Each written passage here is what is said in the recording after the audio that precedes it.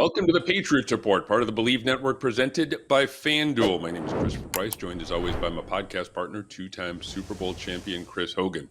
Chris, let's start here. I want to guard against hyperbole because the biggest and most important lesson that I've received when I was a young reporter was, look, when it comes to the Patriots, it's never as good as you think it is. It's never as bad as you think it is. The truth always lies somewhere in the middle. But I got to be honest with you. Last night, Gillette Stadium was the first time I felt that old school energy in that building since like 2018 or so. Glory Days was playing after the game. We're talking about hat and T-shirt scenarios. Yeah. Look, this is wild, even for two guys like us who are probably more optimistic than pessimistic, just generally when it comes to football. I think this season right now, 11-2, has far exceeded expectations. Yeah. Yeah, I mean, you could say that. We bet the over, right? I mean, I don't think anyone really expected this season to go the way that it has gone. But listen, that's hats off to to Mike, hats off to Elliot, Josh, the players. Everyone's bought in. They've all come in. These guys were, a bunch of guys that not necessarily nobody wanted, but he brought in good character guys that were leaders, guys that were good players at their respective positions and that wanted to come in and be, tough football players. I mean, listen, you saw last night that game was, besides from outplaying them, we out toughed them, man. We were physically dominating that game. And it showed last night. And this Giants team was not, there are no scrubs on defense or just in general, right? They've been in the what last 5 or 6. I mean, this entire season, they've seemingly been in all of these games, winning into the fourth quarter. And this was the first game that I really felt like we controlled it from start to finish, and that was on really all sides, all three phases of the game. Drake looked comfortable. Defense played well. Special teams was good. I know we had a couple of, we had a botched punt that was not great in the first or second quarter. And then, Borealis missed a field goal, but listen, we clean it up, do better. I'm not going to sit here and talk about that because we won the game pretty, I guess I'm going to say easily. I mean, so we were in control from start to finish. It was the first time it really felt like that. We dominated, physically, on both sides of the ball. And I just, for everyone that's kind of talking about this team, right, and their strength of schedule, what do you have to say? Oh, well, they're out of the playoffs. Blah, blah. Well, what about last week? What about the week before? What about the other top team in the AFC that they went toe to toe with and were winning all the way up to 4 minutes left in the fourth quarter? What kind of excuse or what kind of nonsense are you going to throw at us now, right? It was Dart's first game back for a concussion. We can go on and on. Everyone's just going to try to find an excuse because guess what? They tried to do that when I was there, right? They're always trying to find an excuse, right, of why this team is winning. But at the end of the day, they're winning football games. They won very well. They played well last night with guys that are hurt. They're missing a tackle, a couple of guys, so there's Milton, and we played well and we won it easily. And that's kind of how I expected this game to go, but I didn't think it was going to be kind of go up 17-0 in the first end of the first quarter. So, it's just interesting to see how this team just continues to kind of keep their head down, mouth shut and just play football. And I think that's a lot in due to the guy that's in charge and who we brought in to lead this team. The Patriots win 33-15. They get the victory, as you mentioned, without Milton Williams. Tonga was also missing because of a chest injury. They had Will Campbell on the bench, Jared Wilson on the bench, Garrett Bradbury, who has played every single snap over the last year plus for this, not for this team, but he hasn't missed a snap in a year plus. He was questionable coming into this game with an illness. This felt like a real test of mental toughness to be able to get through a game like this with a lot of your backups. And guys in the locker room after the game talked about how, look, this took all 53. Yeah. There were, everyone on the roster needed to come through for us tonight, and they did. And the other thing that I think we need to start bringing up here, and we should start talking about this more, you mentioned the Borregales miss and the Bryce Behringer kind of biffed a punt there. Marcus Jones My God. has become one of the best return men in the NFL, if not the best punt returner in the NFL. Just his impact on this team this season, I think it's really tough to kind of downplay because he's now taken two punt returns back. He continues to play an excellent slot corner. I know there are matchup problems when it comes to, working in the red zone, but time and again, he's come through in the big moments. And again, from a larger standpoint, this special teams group is really good. Yeah. They're really good, and we should be talking about them more. And I don't want to harken back to, again, I want to kind of pump the brakes on the hyperbole, but when you're getting this level of special teams work on a consistent basis, tilting the field, that has to be accounted for a team like the Patriots where there's no margin for error. Yeah, you know what? It's funny. We've talked about it a couple of weeks where who has the biggest impact on offense and defense, but I think from a team perspective, Marcus Jones is right up there with all that and his impact that he's had on special teams and his ability to change the game. I mean, listen, you take a punt back or have good returns. Those are big plays in a game that can change the outcome of an NFL football game. Your percentages of winning go dramatically up when you take a punt return or a kickoff return, for a touchdown. But yeah, I mean, he has to be talked about in every single scouting report now. I mean, he should have been from week one. And I don't have an answer for these special teams coaches that continue to try to switch the field on him and give him extra, more room to operate, because he can operate. You're giving this kid 15, 20 yards, something bad is going to happen, and good for us, bad for the other team. If I'm the opposing special teams coach, I'm saying let's air this thing out, put it as high as you can in the air, try to get a good kick on the sideline, not give him any sort of return. And that's how whenever I was on special teams and always in meetings and you had a guy that was dangerous that could, when the ball in his hands, it was always about directional kicking, putting the ball on the sideline, not putting the ball in the middle of the field. Really, hanging it up there, not, because it's tough. You can't 3-4 second hang time. And that's tough sledding, man. You gotta hope and pray that there's not your gunners are getting down there. Hopefully they're in single coverage, but if they're in that vice, the vice is tough to get off. And, now you're just hoping that guys are kind of maintaining their leverage and staying in their lanes. If they're not, Marcus is going to find it, and he has been continuing to do it this year. So he's been he's had such an impact on this team, defensively and special teams. It's been fun to watch. I mean, you got to think it's like every single time there's a punt, you're waiting for something good to happen. So it's great. He changes the game and how a special teams coach can approach these sort of things. And that's, going forward, this is, you want him to continue to make plays. One of the things we talked about last week was how Josh McDaniels will have a solid game plan, a game-ready game plan for a Giants team with edge presences like Abdul Carter and Brian Burns, and when you are down to starting offensive linemen. And we saw that on Monday night. Lots of quick passes, of, the focus was getting the ball out as fast as possible to try to minimize the Giants pass rush. And I think they did a really good job with that. They only gave up, and look, sacks are not a great way to measure pressure, not an all-encompassing way to measure pressure, but they only give one sack in the first 2+ quarters. So I think the group held up really well. Yeah. The one shot of, maybe I think they took ultimately 2 or 3 shots downfield, but the shot that they had the most success with was a 33-yard touchdown pass to youngster Kyle Williams. And that was really, for you, the play that I think stood out the most. Tell me a little bit about the throw, the catch, the way things kind of came together there in that moment for the Patriots. Yeah, I mean, I think Drake continues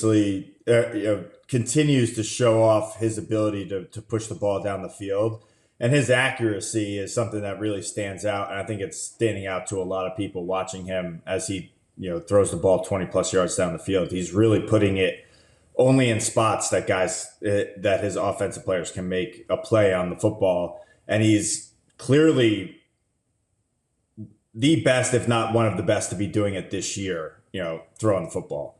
But yeah, I mean, watching that play and that series kind of unfold, getting down across the 50, we get into a 3rd and long situation. Kyle's on the left, on the outside into the boundary. He kind of, press corner, thinking man to man. And I think that maybe, I don't know if Kyle was definitely his first read, but if you watch the play, he beat his defensive back off the line of scrimmage, like really quickly. So if you're looking that way and you see that, right, and you see a single safety, or he rolls down to the other side, to the 3 receiver side, like his eyes were there the entire time. And, full stride, put the ball right on the money. I mean, that's a tough catch. Talk about the throw, which was great. The that's a tough catch, right? To be full speed, fully outstretched, caught it with your hands, look at the ball over your shoulder. So, I mean, I was really happy and to see him step up in that sort of situation and take that opportunity, because I know probably Kayshawn was supposed to be out there. I think you mentioned that, and he got a chance to step up into a situation. And those are the types of plays that these young kids have to continue to make, right? Step up, make that play. Pop had a couple of, across the field.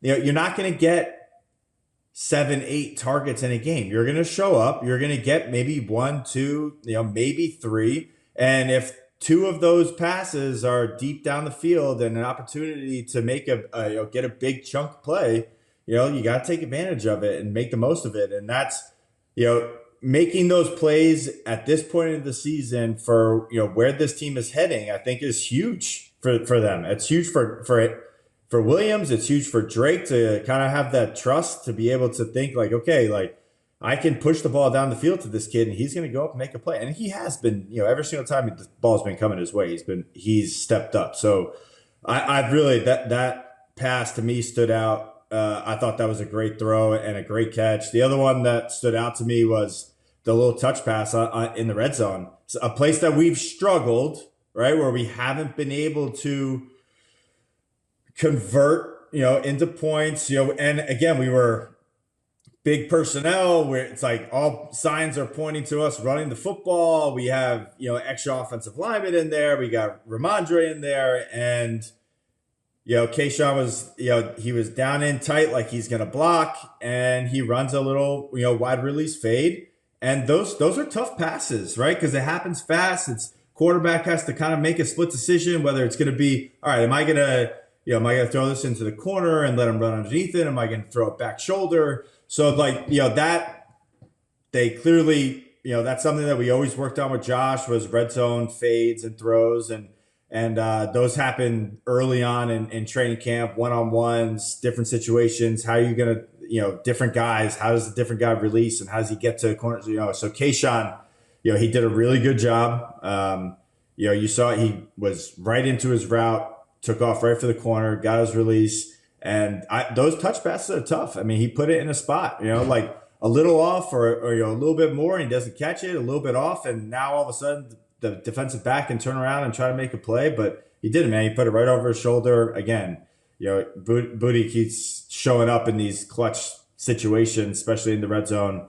And, happy to have him back. And I think that he, between him, Henry, Steph, I think Trevion, I think Henderson needs to be a big package in the red zone, but just because he's electric with the ball in his hand. So, those guys need to be able to step up when we get into those types of situations. And I think, between those 4, and obviously Ramondre running the football, those are the guys that we're going to look to convert when we get into those in tight situations, inside the 5, right? Gotta have it type situations. You want to have 6, you don't want to have 3, right? And it was nice to see them convert and work on that. I'm sure Josh is gonna, really do a deep dive into the red zone this week with the bye week coming up, and really come up with, okay, what is working, what's not working, what do we need to focus on, and what are we gonna start practicing from here on out, so that we have everything ready to go, as whenever it needs to come up and whenever we need to make a play. Credit where credit is due. I've been killing them on their red zone inefficiency, their inability to score touchdowns in the red zone. They got one last night, you mentioned, on the pass to Booty. They also were able to get stops in the early going to take control of this game. 9 of the first 12 games the Patriots played this year, opponents scored points on their first drive. They did not last night. They kept the Giants out of the end zone on their first 2 offensive drives. That played a big role in them putting their stamp on this one. Again, a 33-15 win for the New England Patriots over the New York Giants. They moved to 11-2 on the season. I'm struck by this, and I'd be curious to get your take as a former player. I wrote this a couple of weeks ago for the Boston Globe. They seem to have real team speed on this roster for the first time in many, many years. We saw some of that last night. You mentioned the touchdown pass to Kyle Williams. Obviously, Marcus Jones, the 94-yard punt return. And Trevion Henderson continues to show up as a guy who can, push 20 miles an hour in terms of carrying the football on a regular basis. What does that sort of team speed do for you as an offense to be able to maybe create a little bit more flexibility, that home run power? Again, I don't think I've seen this team flash that sort of speed since you guys were around a handful of years ago. Okay, good catch there. It was I was going to make sure that you didn't just many, many years, and I'm thinking to myself, like, oh, is that a shot at the black and white, leather Julian, helmet? Danny, we didn't have any. Okay, hold on. No, I mean, I think the team speed and your ability to have guys that can run, right, and have to be a threat down the field. Again, all these things are talked about. And you have a kid, listen, Kyle Williams is out there, right? If you're a defensive back, you have to know that this kid can run, right? And he is pop, right? I mean, he's no slouch. He can run. Matt Collins clearly can run. He's a guy that can, push the ball down the field and make plays. This is all, it has to be in the back of your head. So if you're going to walk up and press one of these guys, you better get your hands on them, because most likely if it's a pass play, they are running down the field, and it's some sort of, whether it's a deep crosser across the field, post, fade, whatever it is. And then the other part of this is they have a quarterback that can see it, and he could throw it, and he's going to put it there. So I do think that definitely changes the dynamic of the defenses that are being called against Drake and this team. And I think Josh he's doing a really good job, like he always does, of putting his guys in the best position to be successful, and then calling the plays when they pop up. He's not, we're not overemphasizing chunk plays. We're not, throwing pushing the ball down the field when it doesn't need to be pushed down the field. We're taking, the short, 3-4 yard gains, or, curl route, 10. We're taking all the things that are in front of us. Drake is making good decisions. And then when, there's a time, third and short, or a third and long, or some sort of gotta have it type situation where, maybe there's going to be, this is a man team. We're going to see man in these types of situations. Like, okay, here we go. Maybe it's a deep crosser with Kyle and Pop, or Mac, or even, Steph too. Taking our shots when the situation arises, and we know that we're going to be able to get into a good play and against a good defense. So, I mean, it's been again, like, everyone is stepping up and doing their job, and they're taking advantage of the opportunities that come their way. I mean, honestly, from all the way up and down the roster, every single guy that has got in. Pop, was non-existent in the first, 4 or 5 games of the season. And then all of a sudden he rips off 100 plus yard game, and then, has another couple of catches. Steph has been consistent. Mac, he might only have 2 catches, 3 catches, more than I think anyone really expected him to be a part of this offense. But he continues to show up, and his yards per catch. I mean, obviously they have to be up there with how many yards he's averaging per catch because he's making plays down the field. Kyle Williams wasn't really a part of the offense for the first half of the season, but now all of a sudden he's popping up. Kayshawn got hurt, got a guy to step up. Okay, great. Let's get the ball to Kayshawn. He's Kyle, right? And big plays down the field, right? So guys are just continuing. Again, it's, I think I give credit to where credit's due. You give a lot of credit to Josh and the play calling, but I give a lot of credit to the team, to the offense, right? Defense, we have our high expectations for what they've been doing and what they're capable of doing, but the offense has been able to step up. And again, I know you hear from the announcers last night, right? Like, oh, who is Drake throwing to? He's got this guy and this guy. Like, these are good football players, man. Kyle, he's a rookie. Pop was a good player. He's continued to be a good player. You got Steph, you got Hunter Henry. Like, I don't know what these guys are talking about. Maybe they're not these are not franchise guys that were going to be around, but these are good football. These are good football players, man. Like, they're making plays. Like, I'm tired of the narrative where it's like, oh, Drake doesn't have anyone to throw to. He's making all these plays. Like, no. Hunter Henry is one of the best tight ends in the league this year. Steph, off an ACL, continues to just be a leader and make plays when the ball comes his way. Matt Collins, Kyle Williams, Kayshawn Booth, like, these are all good players, and they're not in the media talking about this, that, and the other. They are straight team first mentality right now, and that will go a long way going into the month of December and hopefully January. Speaking of wide receivers, I heard a story coming out of Minnesota. Justin Jefferson might be dissatisfied with the direction of the Vikings. And honestly, having watched the Vikings, I can't say as I blame him. Yeah.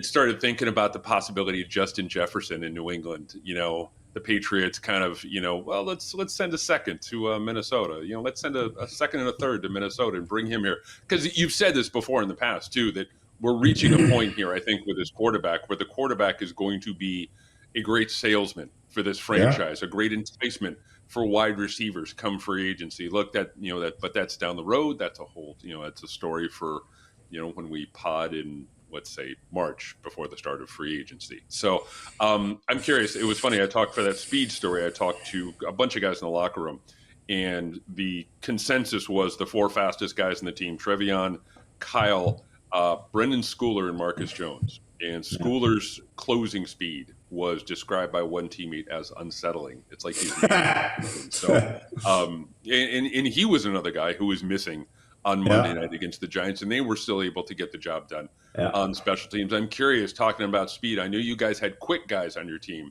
6, 7, 8 years ago. Who was the fastest? Who had the best straight line speed of any guy you ever played with, New England or elsewhere? Oh, Marquise Goodwin, without a doubt. That's Olympic speed, like that. I mean, he and no bullshit. Like, he literally competed in the Olympics for the long jump or the triple jump. I think that's what he was. But he came in to Buffalo. I mean, listen, Brandon Cooks he was fast. He was very fast, but he moved differently. Like, Marquise Goodwin ran a 4.3 with his eyes closed, like, no problem. Right. It was one of those things where you got around him and it looked effortless. Like, have you ever seen these Olympic runners? They run it looks effortless, right? Just because of just how they train and their mechanics and all. And he was one of those guys that could just flat out fly. I mean, if you did not get your hands on him, and he was a down the field guy for the first, many years that he was in the league. And then, he kind of started developing and working on his craft and became more of a well-rounded receiver. But for the first couple of years, man, I mean, he was just straight, just go. And when he took off, I mean, it was like 0 to 60 in about 2 steps. It was he was fast, man. He was How about New fast. England? I remember talking to Slater for years, and I would ask him, I would say, "Are you the fastest guy in this team?" And he would say, "What do you think?" You go back and you look at his bio, and you say, "Yeah, well, he's probably the fastest guy on this team." But was he the fastest, or was there someone else? Yeah, You said Brandon Cooks. You brought up his name as well. yeah. Could he bring it? Matthew was fast. He was very fast. Straight line speed. Again, Brandon was fast. Um, Gosh, we had a lot of guys. Um, That's the thing. You guys didn't have a lot of burners. why am I blanking on his name? The corner, the nickel corner, Jones. Why am I blanking on his first name? Jonathan Jones. Jonathan Jones. Jonathan Jones. Jonathan Jones could fly. Okay. He was a fast guy. So we had a lot of guys on defense that could play fast. I mean, again, that's the other thing to kind of talk about is there's a difference between being fast and then play speed. We had a lot of guys that could play fast, right? Julian or myself, like maybe not going to blow anyone away with running against in a sprint or a race. I mean, I pride myself. I could run back in the day, but like Jules, not a guy that's gonna beat Matthew in a race, right? But on the field, kid played fast, right? And he's gonna beat guys down the field because of his ability to play football fast. So, and I think that the guys that we have on this roster right now, they're not only fast guys, but they're playing fast, and that to me is another one of these things where someone that knows football and watches football, you got a guy that can play fast but is a fast guy. That's not just because he is a fast guy. It's because he's studying. He's prepared. He knows what he's doing. He's walking through. He's doing all the things right. He's watching film. He knows where to be, how to get out there, line up fast, get into his route fast. So that is a product of being a professional and taking this seriously, but also a Josh, right? And his how much he puts into the game plan, but also his expectations. You better be able to. It's in and out of the huddle. Get lined up fast, know where you're going, and get into your route. Like it's no nonsense. We're not dancing at the line of scrimmage, doing all this stuff because Drake's off of you, right? Like Josh is coaching him. Listen, if he's not getting open within the first second or one or two steps, like, hey, we're moving on. So you see that, I think, time and time again. And like we go back to the play that Kyle, touchdown, he was into his route right away. I mean, it was bang, bang, 1-2, got around DB, stacked him perfectly, and was down the field. And Drake's eyes never left him, right? Because he knew exactly where he was going with the football. So, again, week in and week out, man, this team continues to put good stuff on tape. And for everyone that said, who they're playing, the strength of schedule, like I think it's total nonsense. It really doesn't matter. This is the NFL. I don't care where you fall in the season. If your season's over or whatever it is, you have something to play for. And you should. You're a professional. It's your job. And the New England Patriots team continues to show up and, win these games, pretty, I'm not going to say easily every single time, but they're doing a really good job of putting themselves in position to win football games. They continue to execute at a really high level and they win the games in a fashion that would suggest that they are one of the best teams in the National Football League right now, if not the best team, at least in the AFC. To your point on strength of schedule, I was struck by something this week. Panthers upsetting the Rams. Yeah. Good football game. Did you watch that? That blowout of the Panthers looks a lot more impressive on Tuesday morning now, than it did maybe a month or so ago. So strength of schedule can be a fluid thing. And I think we're going to see that probably in the next couple of weeks with the Ravens and the Bills and, and all that. But first of all, you have to bye this weekend. We've talked about this before, but if you're a player other than just rehabbing and getting healthy, what's the priority going into the bye week? I mean, I think it's that. I really do. I think it's you're coming into this is week 13, right? Where our bye has fallen. It's a later-ish type bye. So I think for how this team is playing. I don't think there's really anything like, oh, like momentum or this. Like this team has been playing good football all year. So I think this is an opportunity for guys to rest, to maybe get away from the building for a couple of days, kind of reset, refocus, and again, it's get off your feet, get as much, get your treatment, get healthy, get as healthy as you can, because when you come back, there is no more bye weeks, right? Unless you secure a first round bye into the playoffs. But I'm not going to talk about that. You can talk about it. But looking forward, it's you would go into the mindset that it's okay from now, from week 14 until the end of the season, and then into the playoffs, which we're seemingly kind of inching closer and closer to getting into. We have to continue to do everything that we've been doing. And hopefully we kind of come back healthier and everyone is rested. And now it's like, okay, we've been doing all of this for the entire season. Like, it's time to do this times 10, right? Do more film, more prep, whatever you need to do so that you're ready to go going into this last quarter of this season. You got to play Buffalo, right? And that's going to be another good test for us because, yeah, sure, they've dropped some ones that they probably shouldn't have dropped and not playing the best football they have. But guess what? It's still Buffalo Bills. That's the reigning champs of the AFC East, right, for the last couple of years, and that they're going to play you well. You're going to play the Ravens, right? Good test. Lamar Jackson, Derrick Henry, good football players. Not playing, they haven't had the season that they've obviously wanted to. Still a good football team, right? So there's some good matchups for us to still have an opportunity for us to kind of size ourselves up against. And guess what? The rest of the country is going to be sizing us up too, because they're like, well, you haven't played anyone. It's like, what are you going to do against Buffalo? What are you going to do against the Ravens? What are you going to do, for the last 4 games of the season? And then, now we're wherever you stand at the end, it's like, okay, are we actually going to talk about the Patriots being the best team in the NFL right now and really be in that conversation and stop this nonsense talk about, their strength of schedule and whatever else everyone's talking about. So I think the bye week is coming at a good time for us, get everyone back. And then again, this is an opportunity for this coaching staff, which I know they're going to do. At least I know offensively, they're gonna dive into it, man. They're gonna go into prepping who they're gonna be playing, and then also what have we done well this season? What do we need to do better?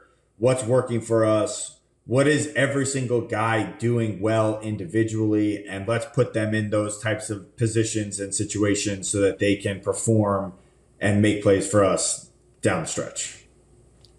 You bring up momentum, and I thought Garrett Bradbury had a great line. I spoke with him after the game last night in the locker room, and he said momentum resets every single week in the National Football League. There's no carryover from week to week. It's just new week, new momentum, new opportunities. So, after the bye, it's home against the Bills. Then you're at Baltimore on the 21st. Then you are on the road right after Christmas against the Jets, and then you're home the last weekend of the regular season against the Dolphins. I know you have absolutely zero interest in talking about this, but I think right now, if you're 3-1 down that, through that last 4-game stretch, I think you've done enough, given the Broncos schedule and what could happen there. You've done enough to secure the number 1 seed, and then you get that, you get home field, you get the first week, and then you just get healthy by the fact that you're staying home. And that's something that we talked about last week. That should be the ultimate goal with this team in the short term. You want to figure out a way to get through the next couple of weeks, the Bills and the Ravens, so you can get Milton Williams back. You can get Will Campbell back. You can get Jared Wilson back, and you could be at something resembling full strength going into the last week of the regular season. Anything jump out for you on Thanksgiving weekend? It was an absolutely phenomenal weekend of football. Starting on Thursday, the Thursday games, I still don't think the Chiefs are done. I'm waiting to, see the toe tag and the body on the slab. And I'm not going to sit here and say that the Chiefs are toast. I still, I can still see a path forward for them. Even after winning the last 5 games of the season. I was impressed. I'll say this by the Broncos. Going into Washington on Sunday night and winning a dramatic game that felt a lot like a New England Patriots kind of game, where it wasn't particularly impressive statistically, but just the victory in and of itself on the road, was enough to kind of get you over. So I'm just curious if there's anything for you that stood out about this recent stretch of football, this really impressive stretch of football, even the college game, Ohio State, Michigan, that was fun. I'll let people know this before I let you answer here.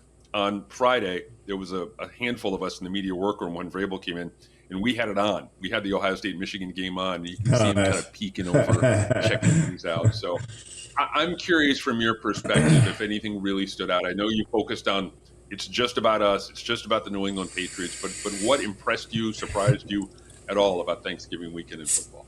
I mean, I think the NFC is kind of shaping out to be kind of a toss-up. You got the Bears have kind of come out of nowhere. They've won they're 9-3 or something like that, and they've won their last 6 games. I mean, you're starting to see, I think, the Ben Johnson effect of how this team can play offensively. I mean, they had 2 backs, I think, go over 100 yards last weekend. The Eagles have they're struggled a bit, and there's obviously all this AJ Brown, and they don't have a pass game, and and then he goes off for 100 plus and has some catches. So I can't really say that there's a total front runner there in the AFC. I mean, in the NFC right now. So that's an interesting something to watch. I think as we get down closer to the season, I think there's a lot of teams that are. There's going to be an NFC playoff team that's going to probably have a losing record, maybe 500 or something like that, and sneak into the playoffs, but still be a good team and someone to kind of you might not want to play. The Cowboys, playing better. Their 2 receivers are playing well. George Pickens, and CD Lamb, both those guys are, a problem to deal with right now. They both have been playing good football. So, I don't know where the Cowboys fall, and I know they're in the the NFC East, and they're really competing primarily with the Eagles, but who knows? I don't really know where they fall in the playoff picture. But again, they're a team to kind of I don't know if you want to play them, right, with how those guys are playing football right now. So and then Joe Burrow's back, and he's playing good ball, and so. They go They went to who did they play last weekend? They played. Oh man, it was so much football. I know. Houston was it? No. Who did they play? I don't know. But anyways, it was. It's a weird year, right? And I think it is. Daniel Jones is out there. They took a loss, and he's out there with a freaking fractured fibula or whatever he's playing with, which is insane. I mean, credit to him, man, and his toughness and wanting to be out there. But that's not a great situation for the Colts to kind of go into if your quarterback is playing injured. So that's obviously something to watch and look out for. I think Sauce Gardner went out too with an injury. So they've, this is that point of the season, man. It's, again, there's so much that goes into getting into the playoffs and getting to that final stage, but so much of it has to do with your guys staying healthy, right? And you get into these later games and guys are banged up, they don't feel good, and now you miss a guy, you lose a guy here and there, and that affects the game plan and how these guys go into games. And now all of a sudden, you're playing into these meaningful games into the end of December and January, and you're not out there with all of your guys that you started the season with, and it's tough. So, that's, you go back to the Patriots. I think this is just coming at such a good time for us, especially with the injuries that we've had. It's like, all right, let's get guys healthy. Let's get guys healthy. Stay the course for what we're doing. And then let's get through Buffalo. Let's get through Baltimore. And then then there's just some decisions to be made, right? It's like, okay, let's just, for all intent purposes, let's just say we go 1-on-1 with Buffalo and Baltimore, right? So now we're sitting here at 11-3, and now we're playing the Jets in Miami. The last 2 games of the season, both teams are out of the playoffs. They're done. They're probably fired both their head coaches. They're moving on. Everyone, they're cleaning house. So do both of those games have implications for a first round bye? If that's the case, okay, cool. Are we playing all of our guys and we doing this, or do we gain something somewhere depending on what happens with Denver, where maybe they drop a couple or they lose one, but we can afford to throw Tommy Cutlets out there and rest Drake and rest some of these receivers, get Efton Chisholm out there, let him go off for a game or two or something like that. Where now we're in a type of situation where we can get guys even healthier, but still maintain that first. So I think there's definitely, I think a lot of it has to do with how we play in the 2 upcoming games and what kind of shapes out. And, again, if it is what it is and we have to go and win against, New York and Miami, then great. Let's go out there and do it. And let's just keep it rolling and see where we end up at the end of the season. But this team has put themselves in the best possible situation. They have. I mean, you as a Patriots fan, you could not be happier with what's going on, right? And I think that you said it yourself, right? I mean, Foxborough was electric last night. I mean, you could hear it in the TV, man. It seemed like like we're back, right? Like we're playing good football. We're expecting good football. We're expecting to win. They haven't had that in a few years, and this team has been able to rally back and build a team and get back to that winning football mentality and culture. And again, that's we give credit to where credit's due. Robert and Elliott, and then obviously Raves and his whole staff. I mean, they've been able to do that, and that started many months ago. But it's exciting. It really is. So I am personally looking forward to how this team kind of comes off of this bye week, because that could also be go one of 2 ways too, right? If I know Mike, there's no way he's given 5 days off, right? I mean, and like Bill, he'll take a play. He's got to have a page from Bill. His little, like, they're sprinkled in there, right? It's everywhere. But Bill, like, what? We had 1 or 2 days off, and then we were like freaking full pads on Wednesday and doing a full team scrimmage, ones versus ones, and it was like, so much for a bye week, man. It's like this is like the harder practices that we've ever had. I don't think it'll necessarily be that. I think that he'll take care of his guys, but I do think that he's going to have these guys still in the building, give them a couple of days off and then get them back in the building. And let's just make sure that the focus is where it needs to be and, keep this thing going and really put in the work. You got this extra week to prepare for Buffalo. Like, let's go out there with a good game plan and just continue to play well, right? Good, positive football, and see what happens. You can always tell the level of fan engagement in Foxborough by a couple of things. Obviously, the noise, the crowd, whatever. One of my favorite ways is to see how long fans sing once the PA turns the song. Once they get back to live action and they have to turn the song off. Last night, after they played "Living on a Prayer" during a TV break. The fans kept singing for a good 10 or 15 seconds after the song ended as the play was going on. The vibes are excellent in Foxborough right now. 2 quick notes about the NFC I wanted to kind of mention. I don't know if you saw the offensive coordinator's house in Philadelphia was. I saw. Yeah. So the folks in Philadelphia, that's not Philly that happy. fans to a T, bro.